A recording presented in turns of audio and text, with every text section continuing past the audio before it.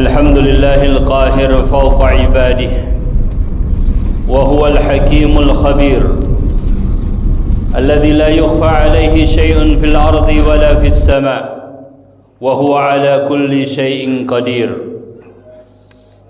يقول الله تعالى في كتابه الكريم: يا أيها الذين آمنوا اتقوا الله حق تقاته ولا تموتن إلا وأنتم مسلمون.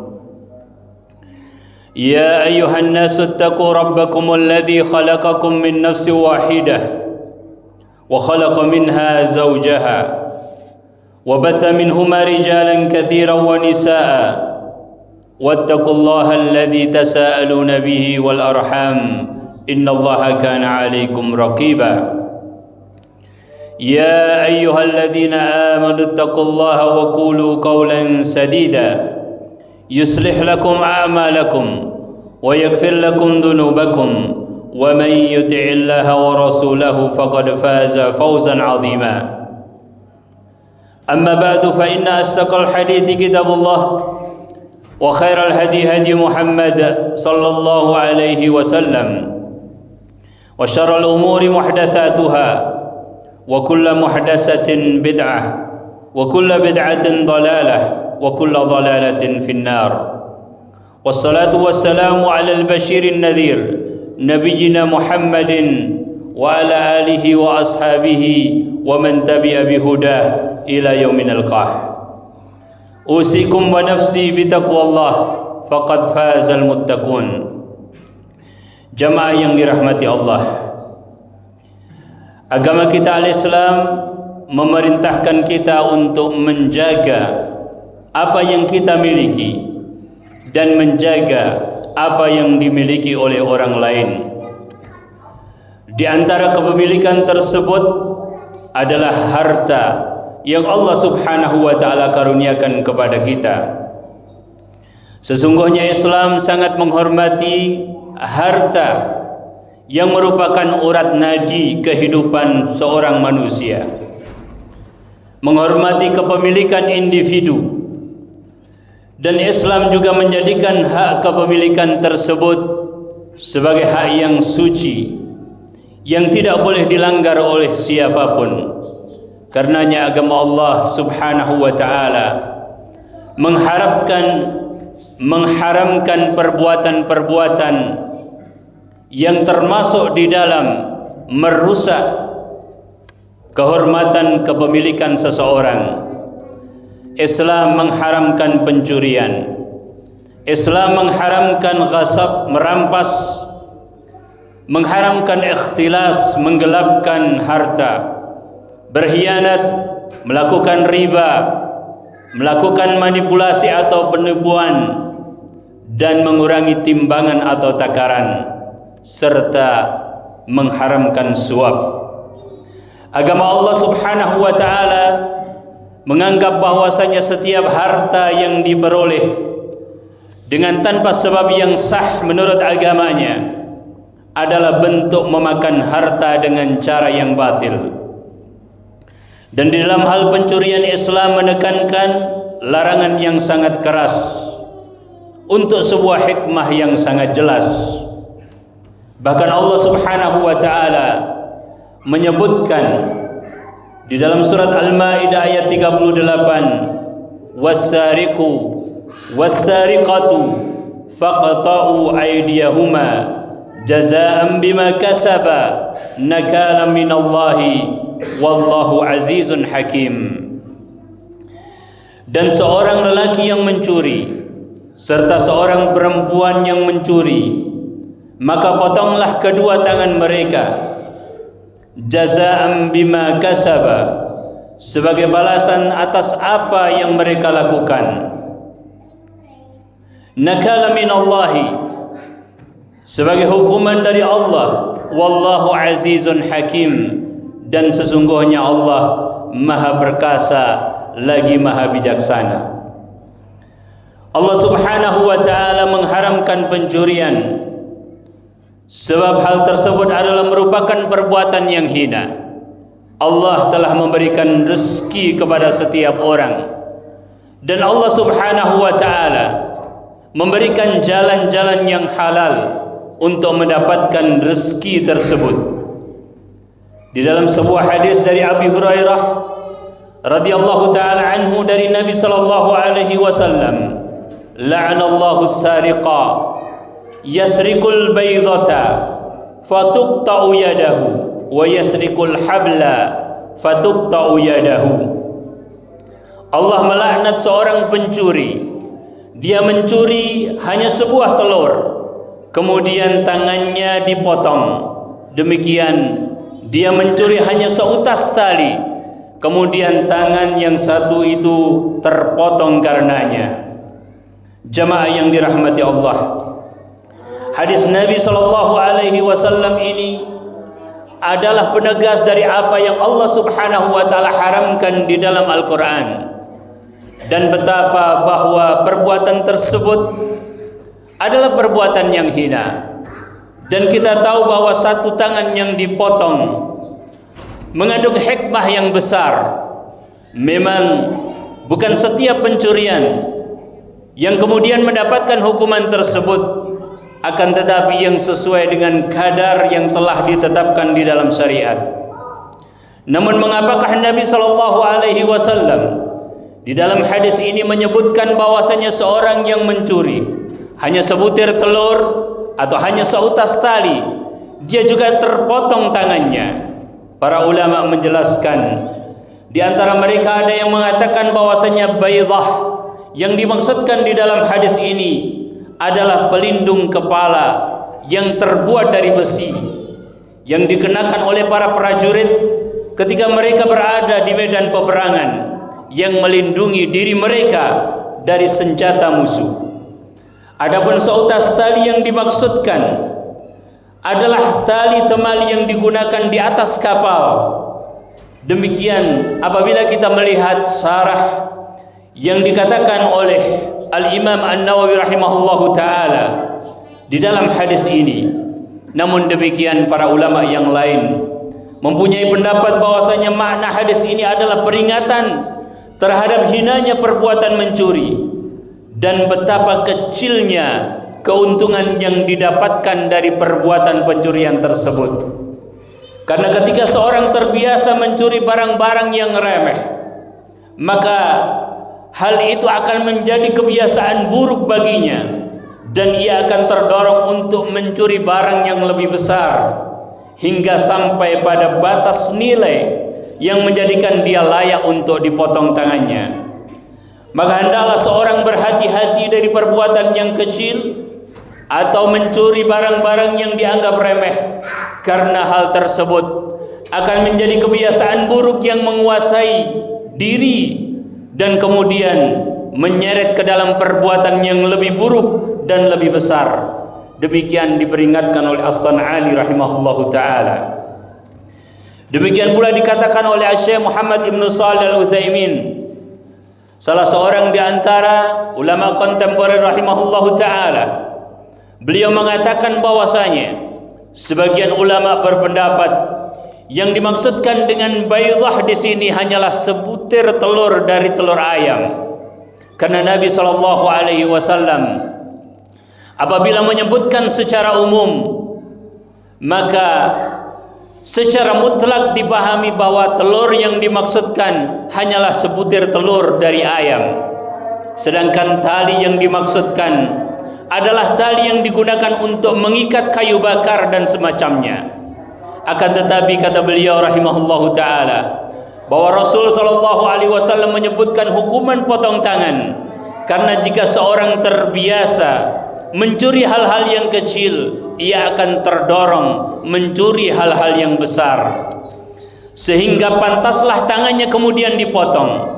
Dan pendapat ini lebih mendekati kebenaran. Demikianlah yang beliau katakan di dalam Syarah Riyadhus Shalihin. Jamaah yang dirahmati Allah, sebuah musibah yang menimpa bangsa yang besar, karena Allah Subhanahu wa ta'ala mengkaruniakan kepada mereka nikmat yang begitu besar, dirusak oleh tangan-tangan pencuri, dirusak oleh mereka yang mengambil harta-harta tersebut dengan tidak bertanggung jawab, tidak membedakan mana yang halal dan mana yang haram, tidak membedakan mana yang diridhai oleh Allah dan mana yang tidak diridhai oleh Allah. Sedangkan Allah Subhanahu wa taala memberikan kepada kita nikmat dengan mengatakan bahwasanya la in syakartum la azidannakum wa la in kafartum inna adzabi lasyadid. Apabila kalian bersyukur, maka niscaya akan aku tambahkan nikmatku. Namun apabila kalian kufur, maka sungguh azabku sangat pedih. Perbuatan mencuri bisa jadi karena berbagai faktor, akan tetapi kehinaan mencuri adalah sesuatu yang sudah mafhum di kalangan mereka yang menggunakan akalnya, sebagaimana Allah Subhanahu wa taala berikan kepada mereka fitrah bahwa perkara tersebut adalah perkara yang sungguh tidak disukai oleh siapapun. Diriwayatkan oleh Imam Al-Bukhari dan juga Imam Muslim bahwasanya Ubadah ibn Samit radhiyallahu taala anhu meriwayatkan bahwa Rasulullah sallallahu alaihi wasallam bersabda di hadapan sekelompok sahabatnya. Beliau mengatakan, berbaiatlah kalian kepadaku untuk tidak menyekutukan Allah dengan sesuatu pun, tidak mencuri, tidak berzina, tidak membunuh anak-anak kalian, tidak berdusta dengan sengaja, tidak berbohong dengan sengaja yang kalian ada-adakan antara tangan dan kaki kalian, tidak durhaka dalam perkara yang ma'ruf. Barang siapa di antara kalian yang menepatinya, maka pahalanya atas Allah. Barang siapa yang melakukan sesuatu dari hal itu, lalu dia dihukum di dunia, maka itu menjadi penebus, menjadi kafarah baginya. Dan barang siapa yang melakukan sesuatu dari hal itu, lalu Allah menutupinya di alam dunia ini, maka urusannya diserahkan kepada Allah. Jika dia menghendaki, dia mengampuninya, dan jika dia menghendaki, maka Allah akan mengadabnya. Jamaah yang dirahmati Allah, setiap perbuatan buruk tercatat di sisi Allah Subhanahu wa taala. Kezaliman kepada orang lain adalah salah satu di antara kezaliman yang sangat dibenci oleh Allah Subhanahu wa taala. Semoga kita termasuk hamba-hambanya yang menjauhi segala bentuk kezaliman, baik kepada diri sendiri, kepada orang lain, apalagi kezaliman kepada Allah Subhanahu wa taala.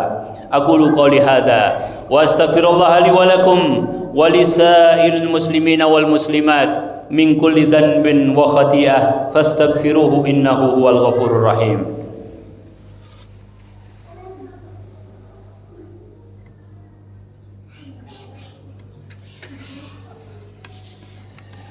Alhamdulillahi rabbil alamin, nusalli wa nusallim ala sayyidil awwalin wal akhirin wa ala alihi wa ashabihi ajma'in wa man sara ala nahjihi ila yaumiddin.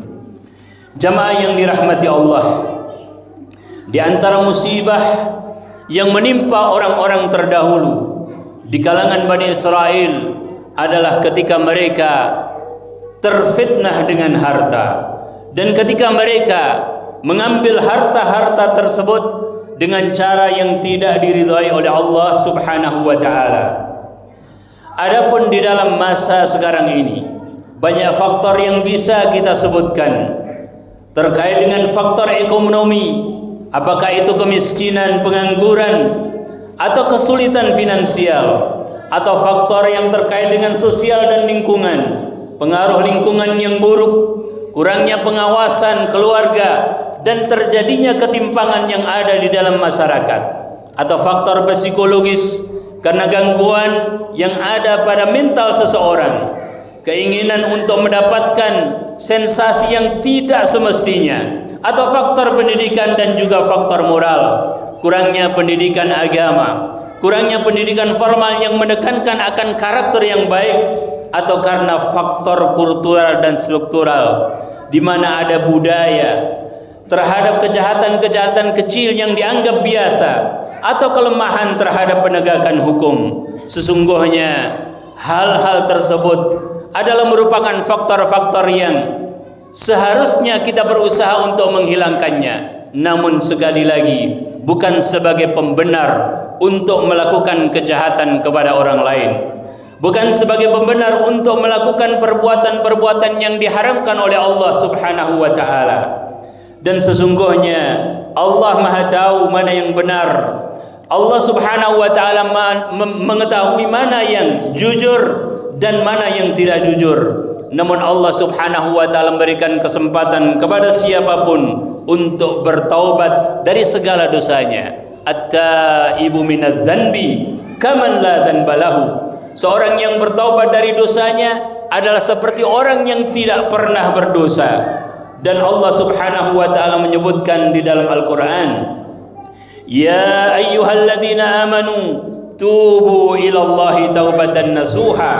Wahai orang-orang yang beriman, bertaubatlah kepada Allah dengan taubat yang sesungguhnya. Taubat nasuha adalah taubat yang tulus ikhlas karena Allah, bukan karena yang lainnya. Bahkan terkadang orang yang benar dihukumi di hadapan manusia sebagai orang yang salah, dan sebaliknya orang yang salah dihukumi di hadapan manusia sebagai orang yang benar. Taubat nasuha adalah antara diri seseorang dengan Allah Subhanahu wa taala. Adalah keikhlasan yang mendorongnya, sebuah penyesalan yang ada di dalam hati atas dosa yang telah dilakukannya, memohon ampunan kepada Allah Subhanahu wa taala dengan lisannya, menjauhi dengan anggota badannya, dan bertekad untuk tidak mengulangi dari apa yang telah dilakukannya.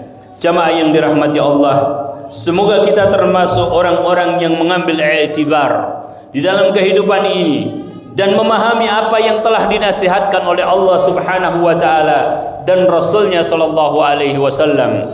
Innallaha wa malaikatahu yusalluna 'alan nabi ya ayyuhalladzina amanu sallu alaihi wa sallimu taslima. Allahumma salli ala Muhammad wa ala ali Muhammad kama sallaita ala ali Ibrahim wa barik ala Muhammad wa ala ali Muhammad kama barakta ala ali Ibrahim innaka Hamidum Majid. Allahumma inna nas'aluka bikulli ismin huwa lak sammaita bihi nafsak aw anzaltahu bi kitabik aw 'allamtahu ahadan min khalqik aw ista'tharta bihi fi 'ilmil ghaibi indak an taj'alal qur'anal 'azima rabi'a qulubina wa nura sudurina wa jilaa azanina wa dhahaba humumina. Allahumma aqsim lana min khashyatika ma tahulu bainana wa baina ma'asik wa min ta'atika ma tuballighuna bihi jannatak wa min al-yaqini ma tuhawwinu bihi alaina musibatid dunya wa matti'na Allahumma bi asma'ina wa absarina wa quwwatina abadan ma ahyaitana. Rabbana zalamna anfusana wa illam taghfir lana wa tarhamna lanakunanna minal khasirin. Rabbana ighfir lana wa li ikhwanina alladhina sabaquna bil iman. Rabbana ighfir lana wa li walidina warhamhum kama rabbawna sigara. Rabbana hab lana min azwajina wa dhurriyyatina qurrata a'yun waj'alna lil muttaqina imama. Allahumma ij'alna minas salihin. Allahumma ja'alna minal maqbulin. Allahumma ja'alna minal muttaqin. Rabbana atina fid dunya hasanah wa fil akhirati hasanah wa qina adzaban nar. Wa sallallahu ala Muhammadin wa ala alihi wa sahbihi wa barik wa sallim. Aqimis salah.